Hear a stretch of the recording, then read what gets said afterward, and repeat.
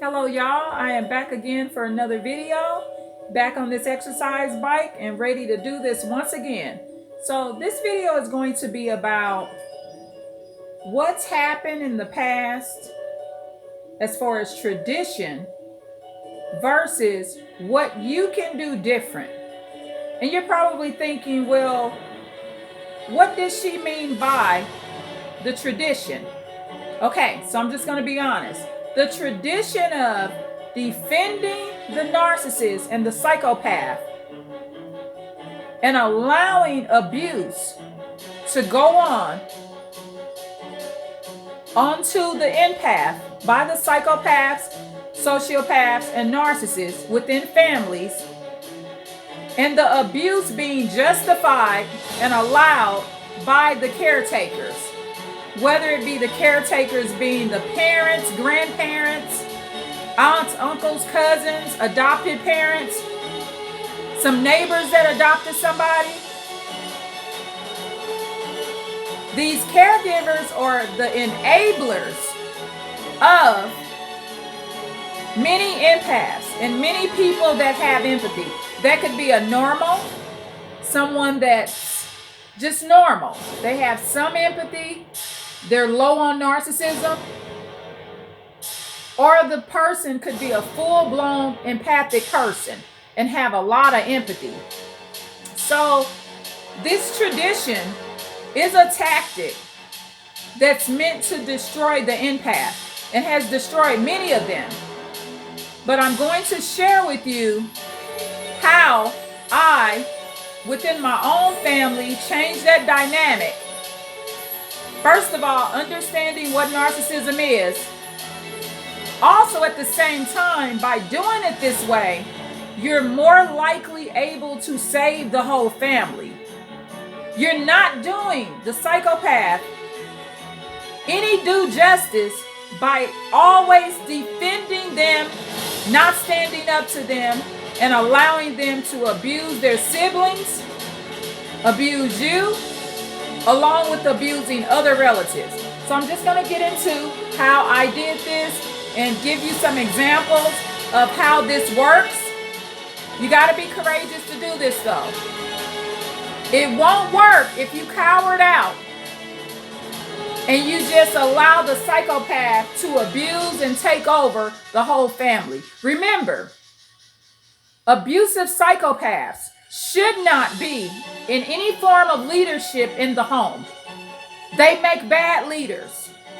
We've seen that in the past when you see all the wars and destruction and mayhem that's created. Psychopaths in general that are abusive, that are not intelligent enough to use cognitive empathy, or they're refusing to use cognitive empathy, do not make good leaders. So, part of my tactic in my home is not allowing anyone with psychopathy or that's highly narcissistic to have the control and leadership in the home environment. They don't deserve it. They're not going to do anything but destroy their siblings and you. So this is a better way to do it. I'm going to explain to you in a little detail how you can do this right now. So this is how. First of all, this tactic can be better used or maybe easier to use once you have the knowledge. Okay, so you got to kind of decide, okay, what are the personality types? Okay, so you may have a normal, you may have an empath. We actually took the test. So my family and I, we took tests. Okay, so a couple of family members scored as empaths, which means we would have a lot more empathy. Another family member was a normal, and maybe another family member was a little more narcissistic. Remember, there's a genetic makeup also. So when you're dealing with the dad, you know, if family members have a parent or parents that had cluster B personalities, some of it's genetic. It's just about upbringing. I mean, a lot of times not having empathy is something that's trained also. You know, they're taught to be mean.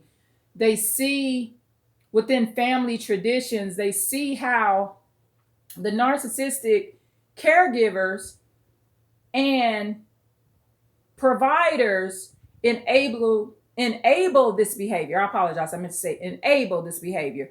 So as I go through this process and I learn as I go, right? Remember, especially when it comes to parenting, there's no certain book that's like do this, do that, do that. However, I am experiencing some of my result. So you gotta watch siblings. I mean, we got a lot of sibling rivalry. I've received a lot of advice in circumstances and situations, advice meant to help, okay? However, some of the advice won't work because, see, you got to remember a lot of these relatives are not supportive. So, what this means is, and people have a right to do what they want to do, but you got bad aunties and uncles. I mean, they're just not good aunties and uncles. I mean, I've seen both sides of the world. And I just want to say this as a disclaimer, somebody living out of town ain't a good reason to be a shitty ass auntie or uncle. I worked at a job and there was a lot of entertainment and activities for kids and things at this particular job. And we would have people come in. Aunts and uncles would have their nieces and nephews with them, and they would come way from different parts of the world to see their nieces and nephews.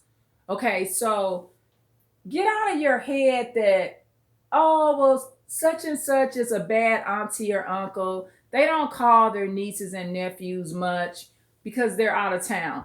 And this is another thing I want to point out. A lot of aunties and uncles, they don't hear from their nieces and nephews a lot. So this is my position on that. The same way I feel about parenting. If you're an aunt or an uncle, grandmother or grandfather, it is your position to reach out to that child first. Some of y'all done reached out and you got narcissists and psychopaths that will not allow you to talk to your nieces and nephews and your grandchildren. That's not your fault. If you reached out to be an aunt or uncle or a grandmother or grandfather and the narcissist or the psychopath or sociopath didn't allow you to be in that child's life, that's not your fault. So I'm not calling you a bad auntie or uncle or a bad grandmother or grandfather. However, I'm speaking on aunts and uncles, grandmothers and grandfathers that could be more active in their nieces and nephews and grandkids' life, but they're not being active because they're just horrible aunts and uncles. They're selfish, they're narcissistic, some of them are psychopaths and sociopaths. So they just don't see a need. I mean, they don't want to be bothered. A lot of them don't have their own kids. Some of them do have their own kids. There's various situations. Some are married, some are unmarried. It just depends. So what happens in these type of situations is a lot of times you will get this advice. So at some point, other members of the family, whether it be cousins, siblings, or whatever to you, because you're the caregiver, they will be aware that there's a psychopath acting up in the family or a narcissistic or a narcissist person. Okay, so once they're aware of it, you will get advice. And so some of the advice, you may be having trouble because the psychopath keep cussing whenever the hell they want to. The psychopath is on and off the weed and all that type of stuff. So you will get advice like, well, just let them cuss. And you're like, no, fuck that. Okay, this psychopath ain't gonna be running around the house just cussing whenever the hell they want to. And see, the reason I wouldn't allow it is because I couldn't do it around my grandmother and my mama and daddy and stuff. I couldn't walk around and just cuss whenever the hell I want to. around them. Now, I just used a little profanity on this video. I apologize for that. However, guess what? My grandparents and parents, aunts, uncles, stuff like that, they're deceased, y'all. And also, they're not sitting right here. As old as I am, full grown woman, I'm not saying I'm old, but I'm a full grown woman. I wouldn't talk like this in front of my grandmama. I just wouldn't. Okay. So I understand boundaries, and that's what psychopaths don't understand. So as you're navigating and going through these situations, you're going to get advice like that. And you're going to get that type of advice from relatives that do not do right by these kids. So these are going to be aunts, uncles, grandparents that's telling you, well, just let them do what they want to do. Let them say what they want to say, because they wasn't in their life and didn't give a fuck about them anyway. Okay, so a lot of this psychopathy gets worse because there's no proper support in the family. Okay, so here you are. So you're going to know who the psychopath or narcissistic person is. So what I repeatedly do, and also younger siblings that see the behavior and the abusive behavior will be affected by it and may imitate the behavior even though they are not psychopaths. So if you got one narcissistic sibling cussing the other one out, then the youngest one starts to cuss the older one out or the other sibling out because that's what they hear the psychopath sibling doing. So the way I deal with these situations is once I recognize what it is and which one is which, and it will be interactions like this. Remember, empaths are concerned about you. Empaths are happy, go lucky. They mind their business. They go to work. They come home. They're not in a lot of bullshit.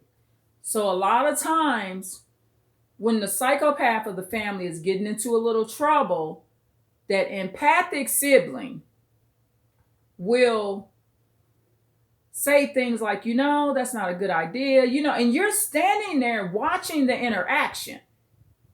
And that's what you got to do. You got to observe. Okay, so you see the empathic sibling saying, man or girl or sis or brother, did you pay for that out of the store? Don't fight nobody. They're just giving them advice. Don't date the wrong girl or boy. Just you're watching it. I mean, just literally watching it. And one thing about a psychopath, y'all, they ain't got no conscience. Okay, they don't care what you saying to them. If they get insecure about that advice and they feel like it's an attack on their shitty ass personality, they're gonna go the fuck off. They have no filter. I mean, seriously, no filter. So you could be watching the interaction. So here goes the psychopath. Shut the fuck up, dumb motherfucker. Shut the fuck up. Fuck you, dummy. Stuff like that. So the way I deal with those situations is, you tell the psychopath, stop. Don't you do that again. Stop it. That's inappropriate. And traditionally, they didn't do this back in the day. They never told you as an empath, you were right. You told him or her the right thing. So you go to the empath, like this situation I'm talking about, as this number one example that I'm giving, example one, I would tell the empath, you told him or her the right thing. Thank you for giving your brother or sister this good advice. And you tell the psychopath to stop abusing. And you use the word abuse. Don't sugarcoat this shit. It's abuse. So you let them know, I would like you to stop being abusive. Okay, it stops. Because at this point, the psychopath may not be in the home full time. And that's another step that has to be taken at some point is the psychopath is just going to leave on his or her own eventually. I mean, if they're not allowed to take over the house, cuss everybody out, fight everybody, you call the police on them a few times, they're just gonna get frustrated with these boundaries and they will go outside the home and abuse other people. Okay? And once they go outside the home and abuse other people, a lot of times these other people that they will abuse, abusing somebody ain't always cussing them out, y'all. Abusing somebody could be as simple as you're dating a boy or girl, or the psychopath dating a boy or girl, and they're dating a particular person, and that person should be at home and not dating. Okay, it can be something as simple as that. Maybe they're buying teddy bears for them, maybe they're bringing flowers to them, but it's still a form of manipulation, grooming, and abuse. Okay, so remember, not all the love bombing stage. Y'all know what that is. You know, where the psychopath playing like they love you, or they feeling like they may love you right at that time because they ain't turned on you yet. So for me, in my immediate family, I see improvements. And one of the improvements is the siblings are able to get along, or relatives in whatever aspect of the family, whether it be my kids or my cousin's kids or whatever, the siblings get along better. So, okay, that's example one. So then psychopaths are hard-headed. They don't care. They act like they forget that you told them not to do it. And you got to be consistent. And another suggestion is, a lot of times, traditionally, parents were like, well, they'll work it out. If you don't like what your brother or sister is doing to you, or if they abusing you, you say something to them. So they tell the other sibling to check or put the abuser in their place. And that's how siblings kill each other. So see, traditionally, that's the wrong way to do it. Who should be telling the siblings what to do is the caregivers and parents. That way, there's no murders and killings and fights where somebody's seriously injured, because even the psychopath should have some level of fear of you. Some level of respect. And so the way to maintain that respect is you always be the one to tell the orders.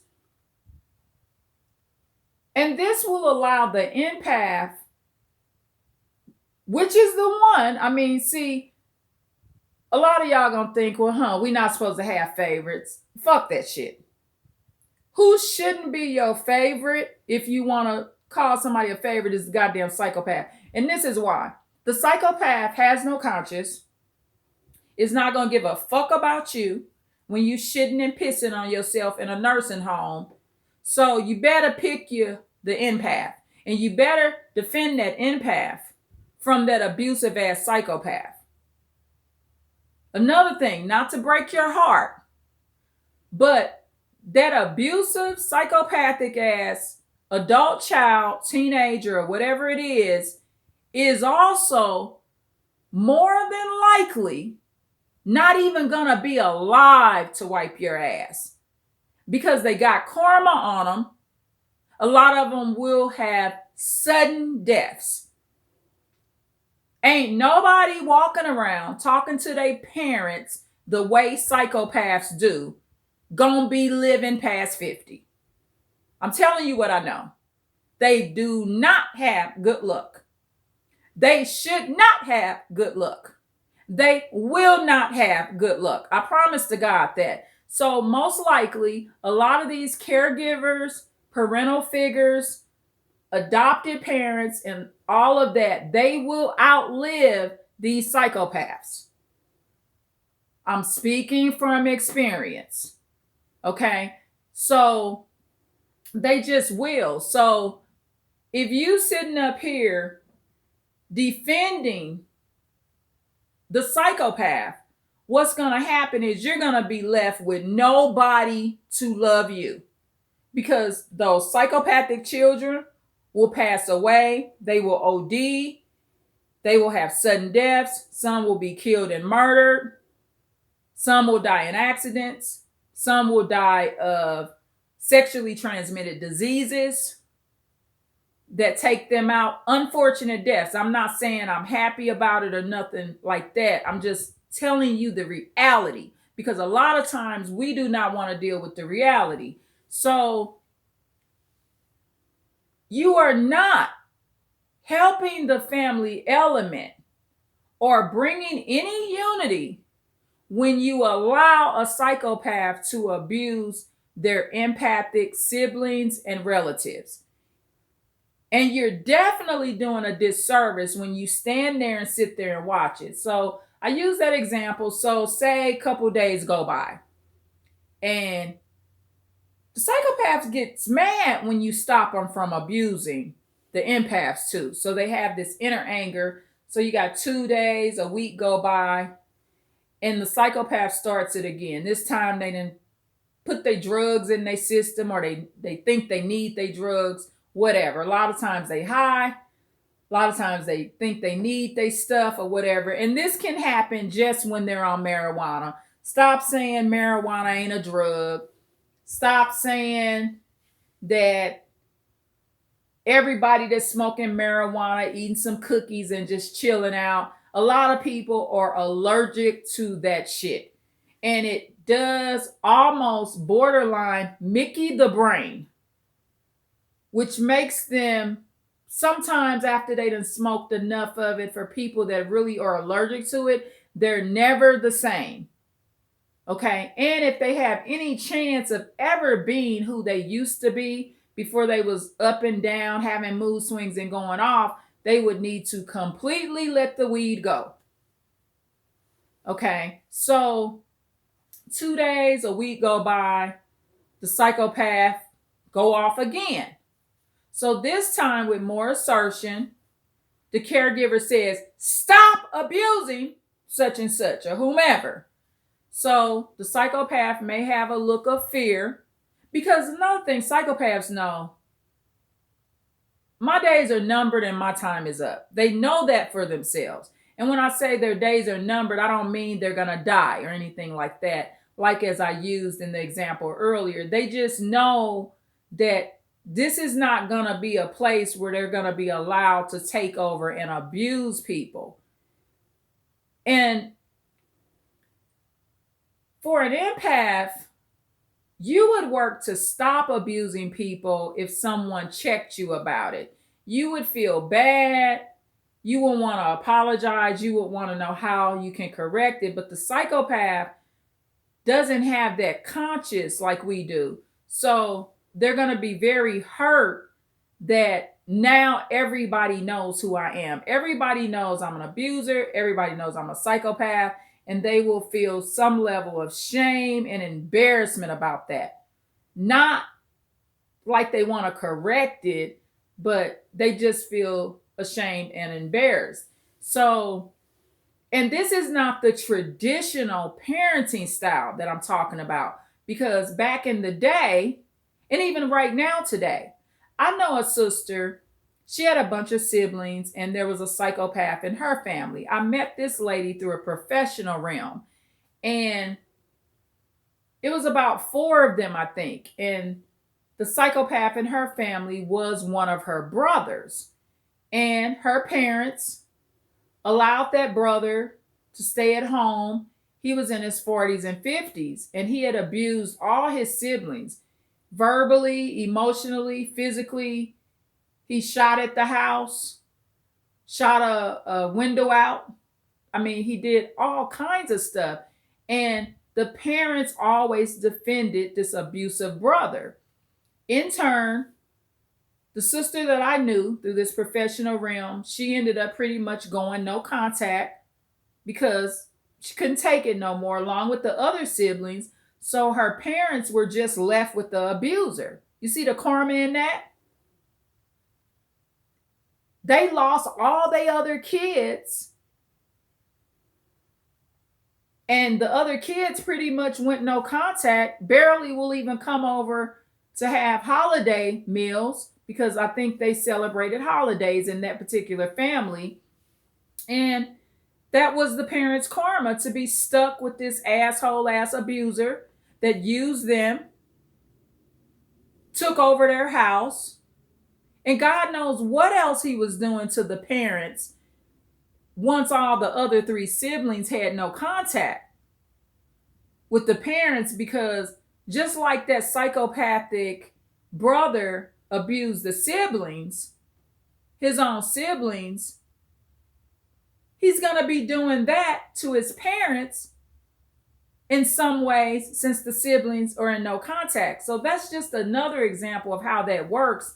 But, and like I said earlier, I'm suggesting that whoever the caregiver is, even if the children are grown, say something, because that removes the sibling rivalry so that a violent fight doesn't break out and one of the siblings is killed or seriously harmed.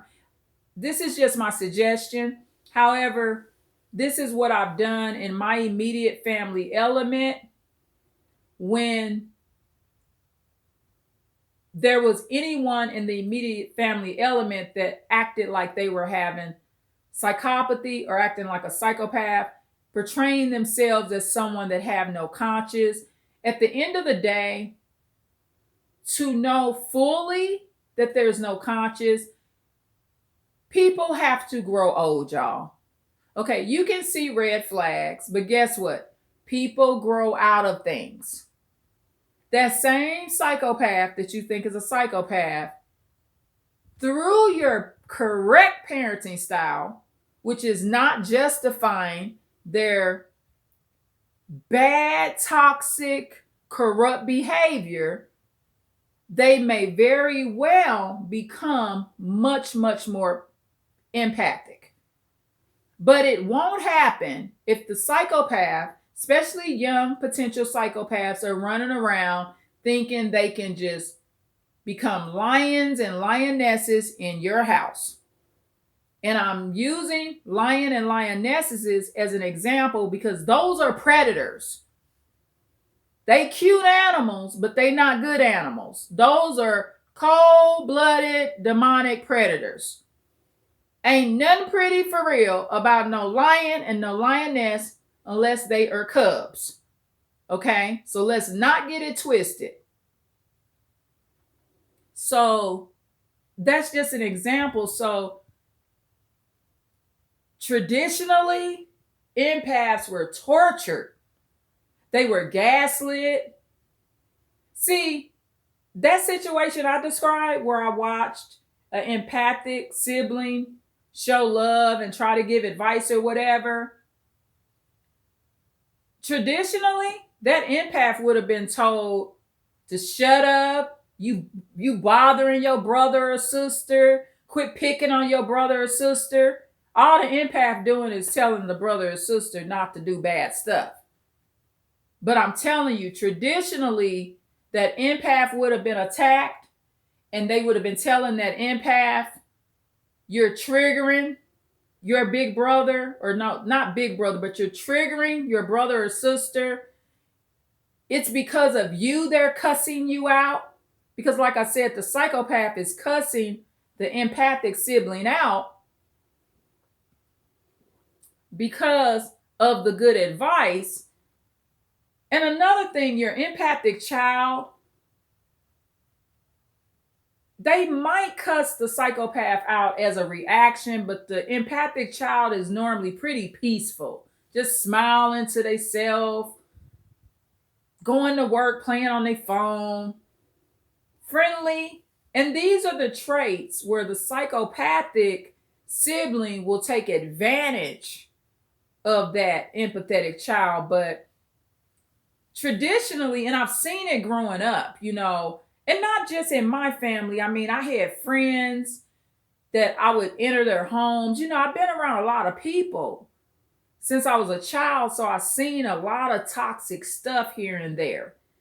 And I'm very active and in communication with people I've known a very long time. So I just know about different situations, even if it's not my own. But that example that I'm using with the psychopath going off on the empath, just because the empath is giving them humble advice, and this empath is not yelling at them, like, man or girl, I'm concerned about you. Like, don't do that. Make sure you're not stealing, stay out of trouble, and all those type of things. But other caregivers traditionally in the past would have told that empath, stop, you making him or her upset.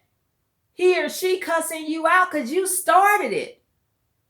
You started it. The empath would have been gaslit, abused, to the point some empaths just become very angry people because they're constantly gaslit and they're constantly told that they're the bad person. And I don't do things that way.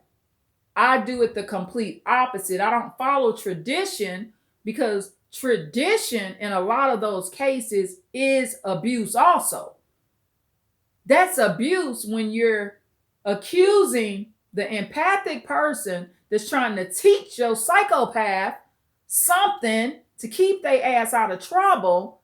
That is a form of abuse, when not just the psychopath is attacking the empath, so is the caregivers. And the caregivers, are the parents, grandparents, adopted parents, whomever is in charge of these particular individuals.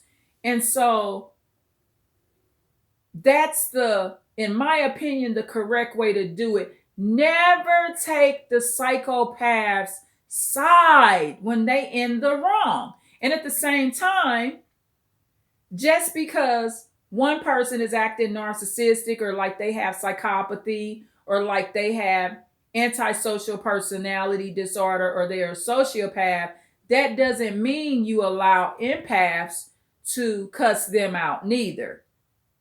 But the difference between an empath and a psychopath, or a normal, the normal and the empath, after you tell them a couple of times to stop cussing people out, they will normally follow the instruction.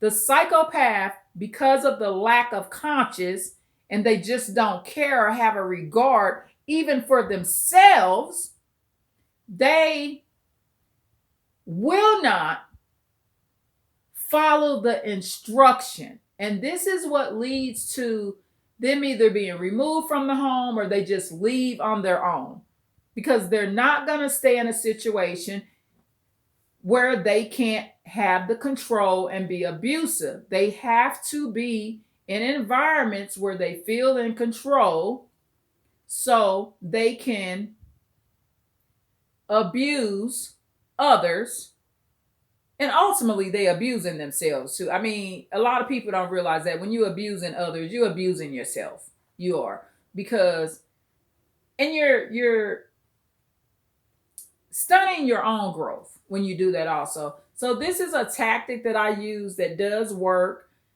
It does lead to people getting the hell away from me. They will. Because I mean it. I'm just going to say it. Stop it. And I witnessed for myself someone that acts like a psychopath. The look of fear went over his or her face. It was in his or her eyes. Okay? Because that psychopath knows that, wow, she's awakened. And this is another reason you do it. Okay? A lot of times you're like, well, I don't want to get in the middle of it. They siblings. Okay, look at this example.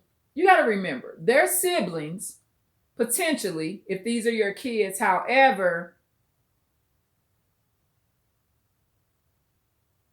you gave birth or planted the seed, if you're the father of these particular siblings, right? So if I'm at the grocery store and I just have one of my children with me, would I think it's okay for a store manager to just start yelling and abusing my son or daughter for no reason?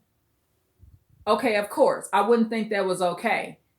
That same example is why it's not okay, or why it wouldn't be okay for another sibling to be abusing your other child, because that's your child, that's your son, that's your daughter. So no matter who is abusing them, even if it's your other child doing it, you still should stop it or get control, or at a minimum not enable that situation, because that abuser is just another child that you gave birth to that's brutalizing the other one that you gave birth to.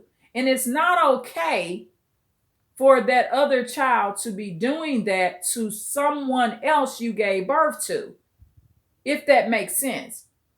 So a lot of times, traditionally, people said, okay, well, just let the siblings work it out.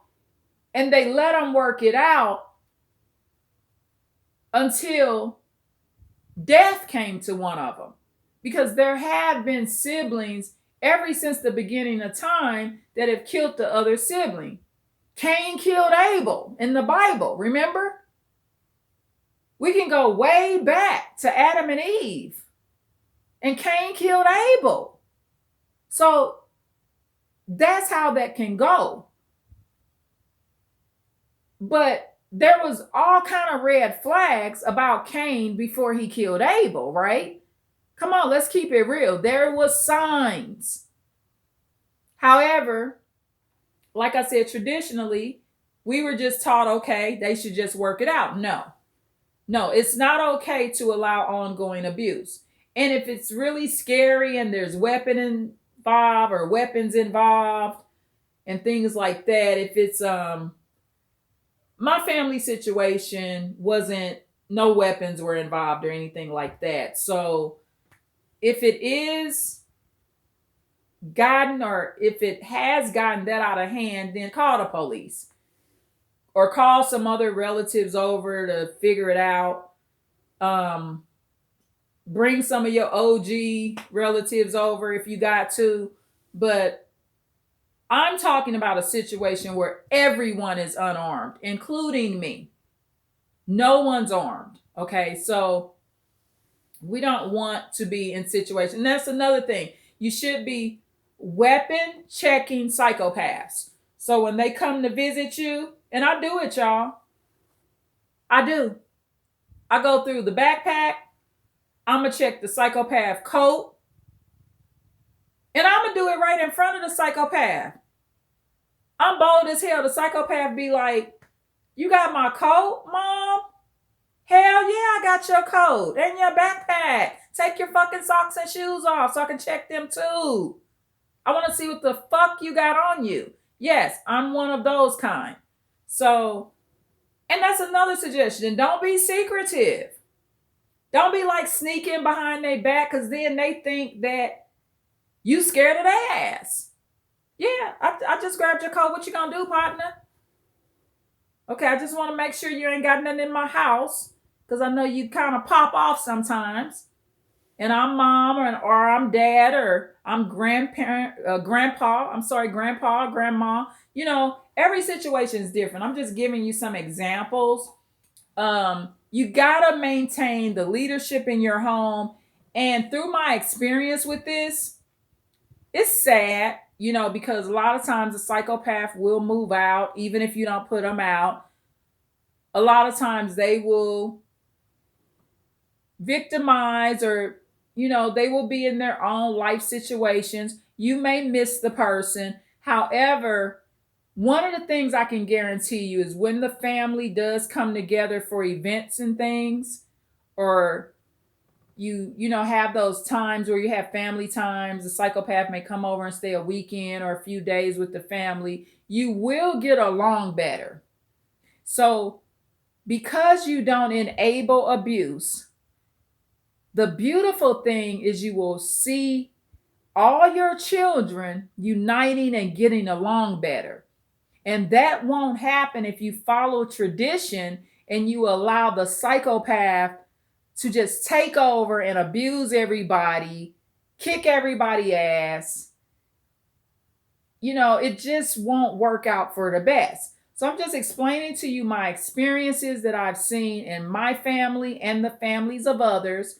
So this will help you. And I think I might add this video under my parenting episodes because this seems like it may really help y'all out. I really think it will. So you just will have more answers about what to do in your life regarding your family. Because at the end of the day, I want everything to get better. Never, never, never be on the side of the abuser. Be on the side of the abuser because that ain't the Lord's way. That is actually unrighteous behavior. When you defend abusive people and you allow them to torture, physically torture, mentally, verbally abuse empathic people, that is not the Lord's way. Because most of the time, the righteous behavior is in the empath. Even when an empath is acting up, that's still the one that's going to be the most righteous. That will be your most righteous person right there, is the empathic person. You yourself, you know that. So do it this way, or try to use this advice to try to better your own situation. And it will get better. And also, in the meantime, pray about this. Pray and go to the Lord. And your guardian angels will guide you as to what you should do. And it will work out. I trust you. Please like, share, and subscribe. I've been on this bike almost 42 minutes. Please leave a comment. You can share your experiences. And I'm praying that you have the best day ever. I love y'all. Again, please leave a comment. Thank you. Bye.